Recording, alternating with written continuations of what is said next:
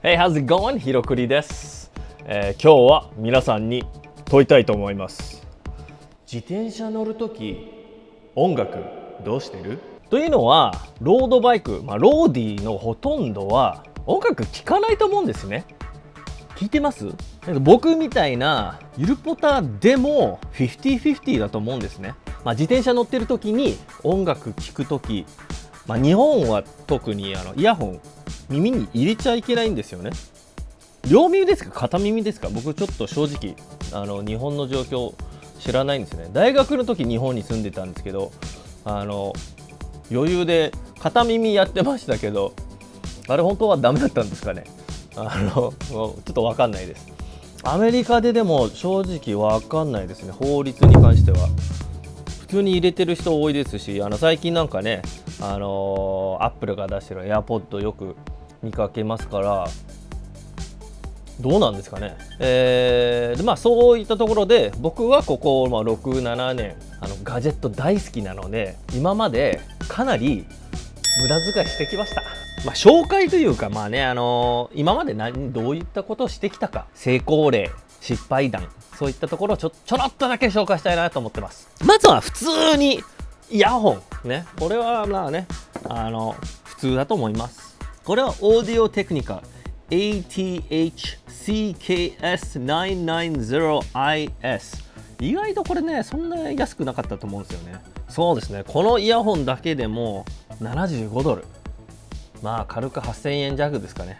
正直ねこんなのも持ってるんですけど、 BOSE の Quiet Control 30ね。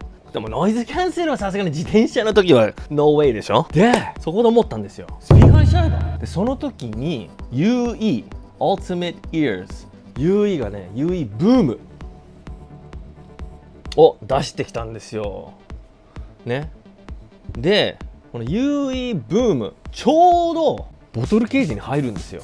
ちょっと余裕がありすぎるんで、僕はバンドみたいなのをつけて固定して入れて走ってた時期もあります。で僕は自転車乗るとき元気が出る音楽、Perfume とかキャリーパミュパミュをこの UE ブームでねぶち鳴らしながら自転車走ってることが多かったですね。で今はねやっぱ大人になってきてるのかあまり迷惑かけないように、そしてなおかつ周りをねちゃんと何が起きてるか分かるように、最近結構YouTube でも紹介されるようになってきた骨伝導、マジ最高ですね。骨伝導僕は結構ね意外とさっきね購入歴を見たら2017年の3月、結構もうね3年ぐらい使ってるんですけど、 Trex Titanium これなんですけど、音質は普通。自転車乗ってる時に音質そんなに気にすることって思うところもあるんです。そのバザバザなもう全然こんなんじゃ聞けるわけねえじゃんとか聞きづらいわっていうのはやっぱそれは避けたいですけど、全然普通に聞けます。でこれはよくヘルメットとかねつけてても忘れちゃいます、つけてること。それぐらいカンフタブルですね。で日本だとタイタニアムは今11,500円。正直ねこれアメリカだと$60なんですよ。6,500円ぐらい。何なんですかねこの違い。でもこれね自転車乗りながらこれをつけて電話かかったりするじゃないですか。確かねマイクがどこや、多分ねここ見えるかな。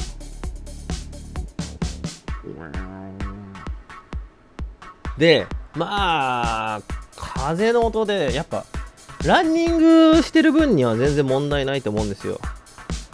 でも自転車はやっぱビュービュー来るんでやっぱ声聞きづらいね。そういう時は僕もねサラリーマンなんで仕事の電話とか入ってきちゃったりね、やっぱ出ないと、そういう時本当にこんなつけて自転車に乗ったりすることもあります。で最近の Bluetooth のイヤーピースは音楽も聴けちゃうんですね。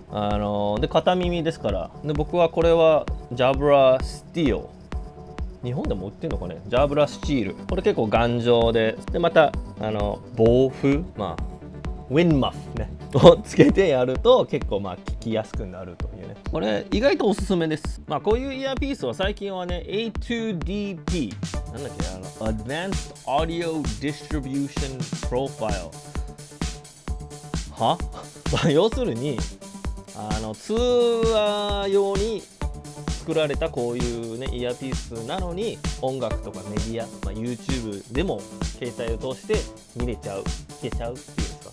最終的には僕は一番これが多いです。骨伝導、骨伝導のこのイヤーヘッドホンいいのかで、よいしょ、ヘルメットちょうどあるんで、ヘルメットつけてても